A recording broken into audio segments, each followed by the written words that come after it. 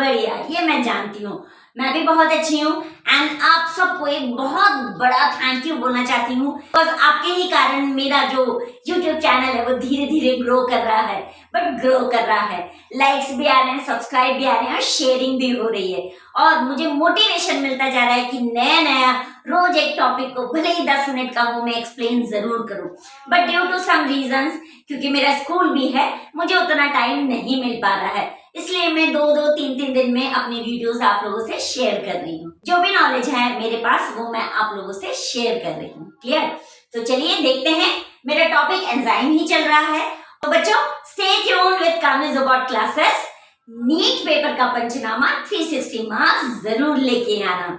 सो आज मैं आपको नीट पेपर में से क्वेश्चन नंबर 163 जो नीट 2023 में एक एसेशन रीजन के फॉर्म में आया था उसको भी सॉल्व करके बताने वाली हूँ। फर्स्ट का आंसर तो हमने सॉल्व कर लिया था, दूसरे क्वेश्चन का आंसर आज हम सॉल्व करने जाएंगे। उस सॉल्व करने के लिए हमको एक छोटा सा टॉपिक पढ़ना पड़ेगा और वो टॉपिक कौन सा है? कंसंट्रेशन ऑफ सबस्ट्रेट, यानी हम kinetics of enzyme catalyst reaction पढ़ने वाले हैं। अब ये काइनेटिक्स क्या बोला है? काइनेटिक्स यानी rate of reaction through velocity in enzyme, यानी हम एंजाइम की रेट ऑफ रिएक्शन वेलोसिटी के थ्रू किस तरीके से हमको कम समय में सबस्ट्रेट और एंजाइम अपनी बाउंडेशन बना के हाई स्पीड बढ़ा के मुझे प्रोडक्ट देगी, हम वो पढ़ने वाले हैं। ओके, तो चलिए बच्चों अब हम इस डायग्राम को भी एक बार पढ़ लेते हैं। ये जो एरो है बेसिकली ये वेलोसिटी को शो कर रहा है। सो यहाँ पे मैक्सिमम वेलोसिटी लिखी है मैंने और ये डॉटेड लाइन देख रहे हैं यानी ये मैक्सिमम वेलोसिटी है। ओके, देन ये जीरो वेलोसिटी डिनोट कर रहा है यानी सबस्ट्रेट, ये लाइन देखिए ये सबस्ट्रेट को डिनोट कर रही है। तो सबस्ट्रेट और वेलोसिटी यहाँ पे इस समय एक पॉइंट पे जीरो है यानी सबस्ट्रेट अभी लगेगा एंजाइम के साथ और फिर इनका रिएक्शन रेट ऑफ रिएक्शन चालू होगा। ठीक है, सो ये Km कांस्टेंट है यानी मैकेलिस मेंटेन कांस्टेंट है, जिन्होंने हमको ये डायग्राम के थ्रू बताया कि किस तरीके से सबस्ट्रेट और एंजाइम की एफिनिटी जो है वो ज्यादा और कम होती है। ठीक है, so according to Michaelis Menten constant उन्होंने हमको ये बोला कि ये जो जीरो लेवल है यानी इनिशियल लेवल पे जो वेलोसिटी है वो जीरो है और जो सबस्ट्रेट है वो भी बहुत लो है।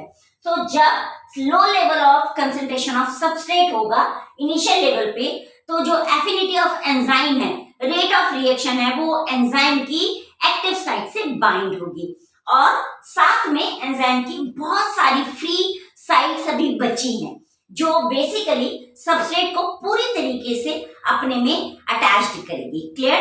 क्योंकि बच्चों एंजाइम की बहुत सारी साइट्स अभी फ्री थी तो रिएक्शन को बढ़ाने के लिए पहली बात सबस्ट्रेट को एंजाइम से कंप्लीटली एफिनाइट होना पड़ेगा। ओके, सो जैसे जैसे सबस्ट्रेट का कंसंट्रेशन बढ़ता गया यहाँ तक वैसे वैसे एंजाइम अपने आप को उसके साथ यानी एंजाइम की फ्री साइट्स पे कंप्लीटली अटैच्ड होती गई और रेट ऑफ रिएक्शन बढ़ता गया यानी इसकी वेलोसिटी स्पीड में बढ़ती गई। एक पॉइंट ऐसा आया जहां पे half of the maximum velocity पे ही एंजाइम के और सबस्ट्रेट के कंप्लीट अटैचमेंट हुआ यानी इस पॉइंट पे एंजाइम का और सबस्ट्रेट का कंप्लीट अटैचमेंट हुआ। एंजाइम के पास कोई फ्री साइट नहीं है कि वो और सबस्ट्रेट को अपने साथ अटैच कर ले। ठीक है, जिसके कारण ये जो लाइन कहलाई ये जो लाइन कहलाई ये लीनियरली लाइन कहलाई यानी ये लीनियर लाइन है। ओके, इस पॉइंट पे आके यानी half of the maximum velocity पे ही इन एंजाइम की फ्री साइट यहाँ पे फिनिश हो गए और सबस्ट्रेट जो बढ़ता जा रहा था वो यहाँ पे आके एंड हो गया।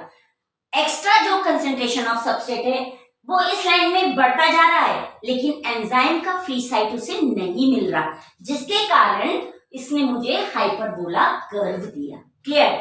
सो according to Michaelis Menten constant enzyme sites are free and substrate are attached with that, so it is giving a linear line to us till half of the maximum velocity, यानी इसने पूरी maximum velocity को भी gain नहीं किया, आधी दूरी में ही अपने रिएक्शन को कंप्लीट कर लिया। Clear?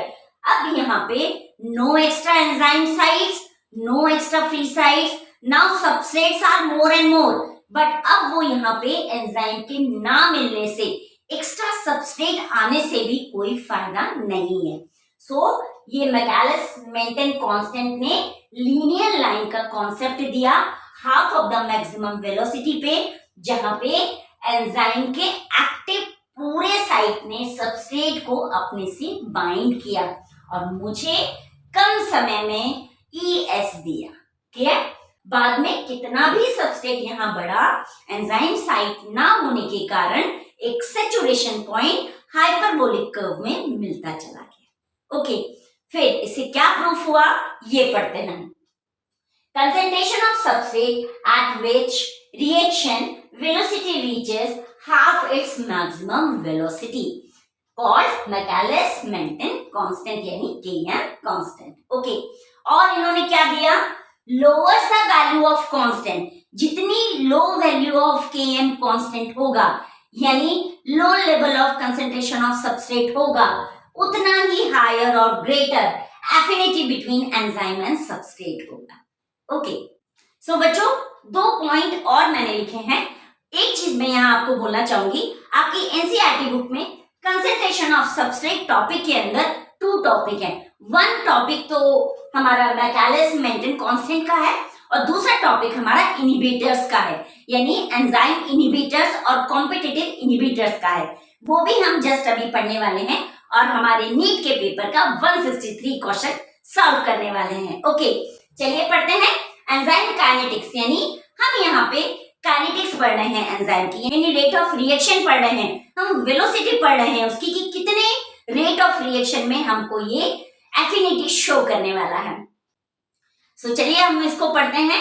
Enzyme kinetic measures reaction rates and affinity of enzyme for substrate, किस तरीके से रिएक्शन एफिनिटी बताएगा एंजाइम और सबस्ट्रेट के अंदर एंड इनहिबिटर्स को भी बताएगा। तो यानी बच्चों ये प्रूव होता है यहाँ पे कि जो आपका कंसंट्रेशन ऑफ सबस्ट्रेट है वो बेसिकली 2 पार्ट्स को डिनोट करता है। पहला मैकालेस मेंटेन कांस्टेंट यानी affinity between the enzyme and substrate, and second inhibitors. इसीलिए कंसंट्रेशन ऑफ सबस्ट्रेट के टॉपिक के अंदर 2 पार्ट्स दिए हैं एनसीईआरटी में। ओके, सेकंड देखिए, Km described the relationship between reaction velocity and substrate concentration, यानी इन्होंने हमको क्या बताया, इन्होंने हमको रिलेशनशिप बताई किसके अंदर, रिएक्शन वेलोसिटी, ये रिएक्शन वेलोसिटी हो रही है बच्चों, एंड सबस्ट्रेट कंसंट्रेशन, और ये हमारा सबस्ट्रेट कंसंट्रेशन है। क्लियर?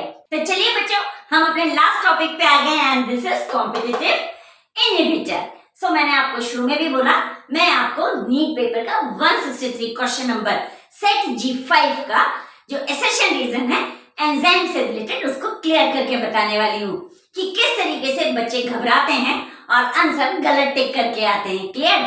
सो बच्चों हमने ये पढ़ा जो एंजाइम है वो बायोकैटलिस्ट होती है, हाईली स्पेसिफिक होती है at the time of binding of chemical. Okay, और बहुत कम समय में रेट ऑफ रिएक्शन को बढ़ा के एक्टिवेशन एनर्जी को लो करके ट्रांजिशन स्टेज तक रीच करके half of the maximum velocity में कंबाइन करके एफिनिटी बना के सबस्ट्रेट और एंजाइम के साथ हमको प्रोडक्ट देती है। क्लियर? सो ये जो इनहिबिटर हम पढ़ने जा रहे हैं बच्चों, ये बेसिकली एक केमिकल है। जैसे कोई चीज स्टार्ट हुई है तो बंद भी होती है। लाइक बच्चों मैंने अपना 2 व्हीलर स्कूटर स्टार्ट किया, डेस्टिनेशन पे रीच करके उसको स्टॉप भी करूंगी। सो बच्चों सेम डाइजेस्टिव सिस्टम में अगर फूड डाइजेस्ट होना है, फर्स्ट एंजाइम के साथ वो स्टार्ट होगा और फिर स्टॉप भी हो जाएगा। सेम एज इट इज अगर मेरी बॉडी में हार्मोन्स रिलीज होना है, so hypothalamus via pituitary gland hormone release करेगी और बाद में उसको स्टॉप भी करेगी। सो ये सारे जो प्रोसेस हैं वो ये बोलते हैं कि अगर कोई स्टार्टर है तो इनहिबिटर भी है। क्लियर? तो हमने अभी ये पढ़ा कि जो कॉम्पिटिटिव इनहिबिटर है वो बेसिकली एक केमिकल है जो same as structure of the substrate यानी सबस्ट्रेट के मॉलिक्यूलर स्ट्रक्चर से सेम होता है, इसीलिए तो वो लगता है एंजाइम के साथ और सबस्ट्रेट को स्टॉप करके खुद वहां लग जाता है ताकि एंजाइम की एक्टिविटी रुक जाए। सो क्या करेगा ये देखिए, enzyme activity is very sensitive होती है। एंजाइम एक्टिविटी बहुत सेंसिटिव होती है to the presence of specific chemicals that binds with enzyme. और एंजाइम के साथ क्या बाइंड हो रहा है उसको वो बहुत देखभाल के आगे बढ़ती है। इससे ये प्रूव होता है एंजाइम खुद से तो स्टार्ट होता नहीं है, सबस्ट्रेट जब उसके पास आ जाता है ढूंढता फिरता तो उससे वो अटैच्ड हो जाता है। सो अगर ये सबस्ट्रेट की तरह ही एक केमिकल जो बिल्कुल सबस्ट्रेट के मॉलिक्यूलर वेट से स्ट्रक्चर से सिमिलर है और एंजाइम से अटैच होने आया है, सो सबस्ट्रेट को वो पुश कर करके अलग कर देगा और खुद वहां अटैच हो जाएगा और इस तरीके से एंजाइम की एक्टिविटी को स्टॉप कर देगा, शट ऑफ कर देगा। उस प्रोसेस को हम इनिबिशन बोलेंगे और ऐसे केमिकल जो सबस्ट्रेट को हटा के खुद लगेंगे उसको हम इनिबिटर बोलेंगे। ठीक है, दूसरा देखिए, when the inhibitor closely resembles the substrate molecular structure and inhibits the enzyme activity called competitive inhibitor। और इस तरीके से हम उसको competitive inhibitor भी बोलेंगे। क्लियर? सो एग्जांपल देख लेते हैं। Inhibition of succinic dehydrogenase। सो ये succinic dehydrogenase क्या है बच्चों? एंजाइम। क्या है बच्चों? ये एंजाइम।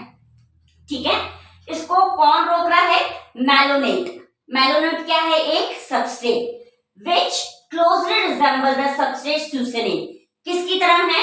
succinate। यानी ये जो succinate है ये एक्चुअल सबस्ट्रेट था जो एंजाइम के साथ लगना था, बट इस मैलोनेट ने इसको हटाया और खुद लग गया और succinic dehydrogenase जो एंजाइम है उसकी एक्टिविटी को स्टॉप कर दिया। Okay, in structure.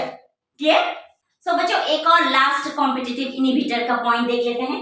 Competitive inhibitors are often used in the control of bacterial pathogens. यानी जो ये इनिबिटर है बैक्टीरियल पैथोजेंस को कंट्रोल करने में भी बहुत काम आती है। क्लियर? अब हम ये एसेशन रीजन को अपने सॉल्व करते हैं जो नीट के पेपर में इस साल आया था। मैंने आपको यहाँ बताया succinic dehydrogenase एक एंजाइम है जो बेसिकली मैलोनेट के थ्रू लगने से स्टॉप हो गई। ठीक है, यानी ये जो मैलोनेट है ये केमिकल है। लगना कौन सा केमिकल था? succinate। succinate नहीं लगा, लगा कौन? मैलोनेट, जिसने succinic dehydrogenase एंजाइम की एक्टिविटी को स्टॉप कर दिया। ओके, अब देखते हैं क्वेश्चन। क्वेश्चन है ये है, देखिए नीट का पेपर आपका एसेशन रीजन का क्वेश्चन है। Given below the two statement.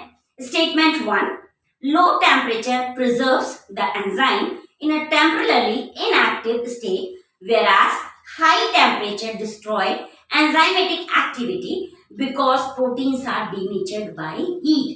So बच्चों जब हमने कैरेक्टरिस्टिक पढ़े थे तब हमने ये पढ़ा था कि अगर 25 डिग्री से 35 डिग्री एंजाइम की नॉर्मल एक्टिविटी है, इस एक्टिविटी में एंजाइम नॉर्मली एक्टिव रहता है, बट अगर इससे नीचे हो जाए यानी बिलो हो जाए तो इनएक्टिव हो जाएगा, इससे ऊपर हो जाए यानी 50 to 55 पहुंच जाए तो जो एंजाइम है वो डीनेचर्ड हो जाएगा।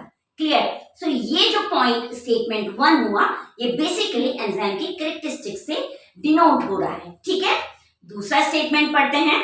When the inhibitor closely resembles the substrate in its molecular structure and inhibits the activity of the enzyme, it is known as competitive inhibitor। In the light of the above statement, choose the correct answer from the options given below। और आपको इन assertion 1 और 2 statement के through ये बताना है which one is correct। So बच्चों चलिए अब इसका ऑप्शन पढ़ लेते हैं कि करेक्ट आंसर कौन सा होगा। Statement 1 is false and statement 2 is true। तो ये गलत है ना, क्योंकि दोनों स्टेटमेंट सही है। Both statement 1 and statement 2 are true. Third है हमारा both statement 1 and statement 2 are false, तो ये भी रॉन्ग है। Statement 1 is true and statement 2 is false, ये भी रॉन्ग है। सो हमारा जो करेक्ट आंसर है वो है हमारा सेकेंड। सो बच्चों हमारा जो सेकेंड ऑप्शन है statement 1 and statement 2 are true. क्यों ट्रू है ये? अब ये देखिए, इन्होंने हमको जो दो स्टेटमेंट दिए वो एंजाइम टॉपिक के ही दिए। एक ने डीनेचर और इनएक्टिव और एक्टिव साइड को बता रहा है, दूसरा हमारा कॉम्पिटिटिव इनिबिटर्स को बता रहा है। यानी ये दोनों के दोनों एंजाइम के पार्ट है। अगर हमको ये ऑप्शन ऐसे देते कि statement 1 is true but the reason of the statement 2 is wrong, अगर इस तरीके के स्टेटमेंट देते तो हम ये लिखते yes statement 1 is true but the reason is not the correct explanation of the statement 1। ऐसा तो कुछ नहीं दिया, उन्होंने हमसे ये पूछा which statement is true according to these two questions। सो दोनों ही जो ऑप्शन है बच्चों वो आपके एंजाइम टॉपिक के हैं। जब दोनों एंजाइम टॉपिक के हैं दोनों ही बिल्कुल करेक्ट हैं, इसीलिए जो सेकंड ऑप्शन है इसका both statement 1 and 2 are true. Okay, so कैसा लगा बच्चों आपको आज के इस छोटे से the end chapter of the enzyme का एक्सप्लेनेशन। सो प्लीज मेरे चैनल को लाइक करें, शेयर करें, सब्सक्राइब करें और मोटिवेशन देना ना भूलें। Thank you and have a nice day.